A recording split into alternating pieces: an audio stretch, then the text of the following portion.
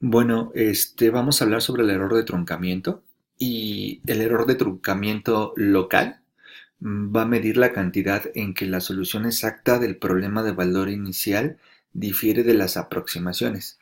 Entonces, este error local de truncamiento lo vamos a pensar como una función de h, en donde h es el paso de la ecuación diferencial. Recordemos que h es la distancia entre los puntos en donde estamos estimando la evaluación de la solución real. Y bueno, lo definimos así. Y sería la solución real evaluada en un punto, y más uno. Y sería la solución evaluada en un punto anterior o en un punto actual y uno posterior. Es decir, la distancia entre estas dos evaluaciones pues difiere en, en h, ¿no? O sea, son puntos contiguos. Y de la misma manera las Ws van a ser puntos contiguos que van a representar la estimación con mi método numérico. Y bueno, hacemos este cociente. Eh, Podría parecer un poco artificial hacer esto porque pues no tiene como mucho sentido el por qué medir la solución real y la estimación de esta forma. Pero bueno, resulta ser que esta es una buena definición, más adelante vamos a ver por qué.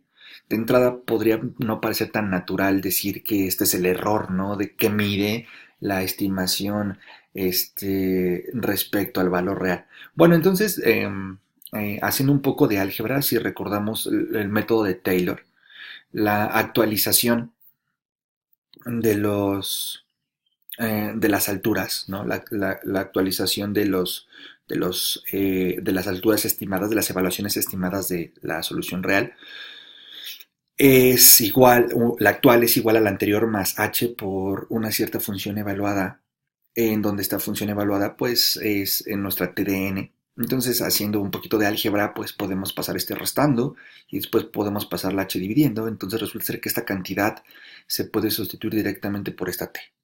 ¿Ok? Y precisamente aquí viene la utilidad, ¿no? Al definir el error de truncamiento de esta manera, con esa h dividiendo, podemos escribir eh, el error de truncamiento en términos del Tn, ¿no? Y el Tn pues depende de la f y sus derivadas. ¿Qué es la f? Es a lo que está igualado el despeje de la primera derivada de la ecuación diferencial. Entonces, digamos que esto es lo que nos ayuda a hacer la teoría respecto al error de truncamiento. Y bueno, hasta aquí dejamos esta definición.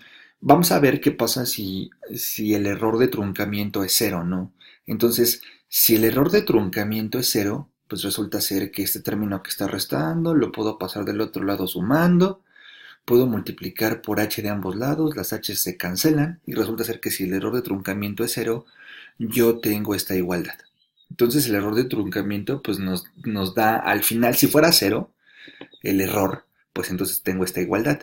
Pero ¿qué pasa? Pues resulta ser que estos métodos de Taylor siempre la estimación inicial, el omega cero, siempre es igual a la altura real, que es igual a la condición inicial, ¿no?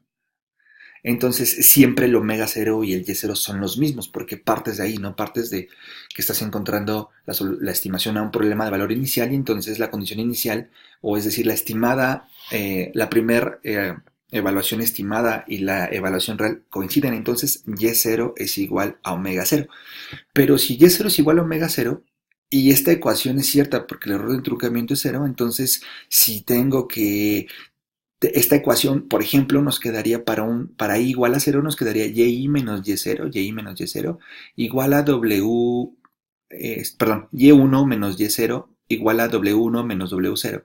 Esta ecuación se va a hacer cierta si ese error si ese error de truncamiento local es cero, esta ecuación es cierta. Si evaluamos para el subíndice igual a cero, tenemos que y1 menos y0 es igual a w1 menos w0, pero si y0 y w0 son iguales, porque eso sí lo sé, porque es la condición inicial, entonces estos dos se cancelan y me queda que y1 es igual a w1, es decir, la estimación, la estimación W1 de la evaluación de la función real en el T1, pues coincide con la evaluación de la solución real. Entonces, si sigo con esta situación y todos los errores de truncamiento son ceros, pues entonces tengo que mi estimación, pues no fue estimación, al final es lo real. Obviamente, pues no puedo tener siempre que mi error local de truncamiento es cero. Y precisamente ahí viene lo local, ¿no? Este error es por estimación, ¿no? Podría ser que el error de truncamiento en una estimación, en un intervalo, sea cero, pero el siguiente error de truncamiento no. Entonces estamos calculando como el error de truncamiento por cada estimación. Entonces, al final, pues lo que yo quisiera concluir con toda esta explicación, que ya me alargué demasiado, es que si el error de truncamiento es cero, pues entonces resulta ser local, esto que es por intervalos lo de local. Entonces resulta ser que mi estimación no está en estimación, es el valor real. Bueno, entonces tenemos el siguiente resultado. El error local de truncamiento es igual a h a la n, en donde h es el paso, n es el orden del método de Taylor que estoy ocupando. Recordemos que si n es 1 es Euler, si n es 2 estoy ocupando una aproximación distinta para t, una estimación distinta y así sucesivamente.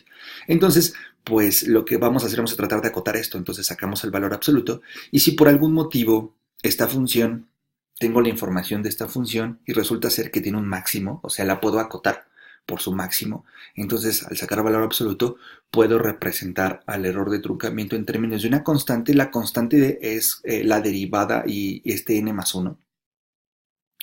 Eh, Puedo ver si esa función tiene un máximo en el intervalo de interés. Estoy trabajando por una psi y una y de psi, ¿no? Y esta psi vive entre t y t más 1, entonces esa psi no sé cuál es, ¿no? Solamente sé que el psi vive en este intervalo. Entonces si puedo ver cuál es el máximo valor de todos los posibles para esta fórmula, pues el error de truncamiento lo puedo acotar por esta expresión. Y bueno, esto está interesante porque, pues por un lado, el valor absoluto es mayor o igual que cero por definición. Por otro lado, estoy encontrando que este error de truncamiento es menor o igual que una constante por h a la n. Pero si h es pequeña, es decir, si los puntos de evaluación de estimación de mi algoritmo están suficientemente cercanos, o sea, h un decimal muy pequeño, pues entonces un decimal elevado a una potencia n, aquí n es entero, es el orden del algoritmo que estoy ocupando, pues resulta ser que un valor absoluto es menor o igual que cero, mayor o igual que cero y por otro lado menor o igual que cero. Entonces por la regla del sándwich, pues no le queda otra más al valor absoluto más que ser cero. Y si el valor absoluto de algo es cero, pues significa que ese algo es cero. Entonces, en pocas palabras, una h pequeña implica que un error de truncamiento tiende a ser cero. Entonces, lo que yo quiero hacer pues es tener h's pequeñas, que significa pasos pequeños, para que el error de truncamiento sea cero y eso ocasione, tienda a ser cero y eso ocasione que mis estimaciones sean muy buenas respecto a los reales, de acuerdo a estas ecuaciones.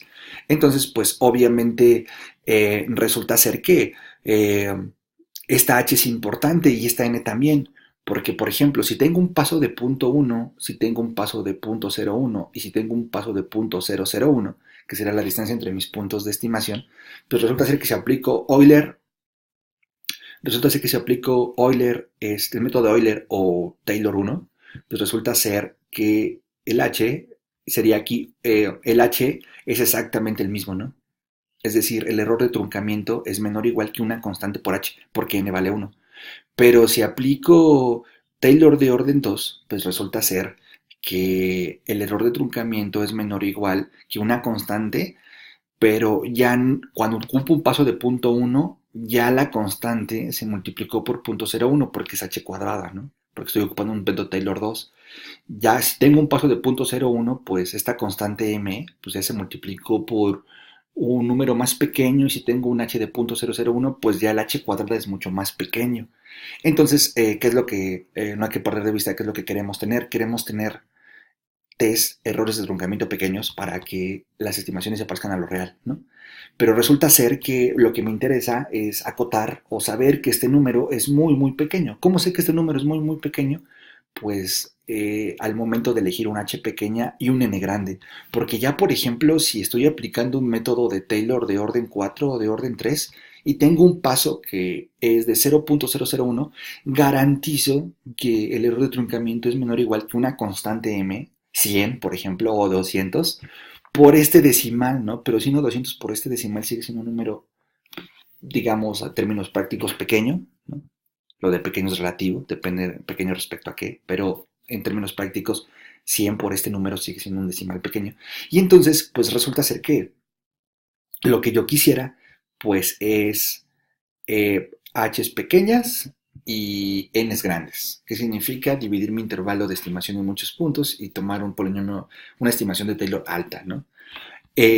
Cuando esto sucede, cuando esta desigualdad pasa, el 1, decimos que el error de truncamiento es O grande de Hn, o decimos que la rapidez de convergencia es del orden de h a la n, que significa, pues lo que significa es lo siguiente, bueno, ¿cómo se puede interpretar? Significa que este número se va a cero tan rápido como lo hace h a la n. Entonces, por ejemplo, si h tiende a ser cero, pues h cuadrada tiende a ser cero más rápido porque toma valores más pequeños. H cúbica tiende a ser cero más rápido y h cuarta tiende a ser cero más rápido. Entonces, pues precisamente resulta ser que el error de truncamiento de los métodos de Taylor es de orden h a la n, en donde n es el orden del método de Taylor. Lo que quiero entonces son h's pequeñas, n's grandes. Entonces, a un mayor n y un h pequeño, pues tengo que la estimación real, la altura real versus la estimación, pues son muy parecidas.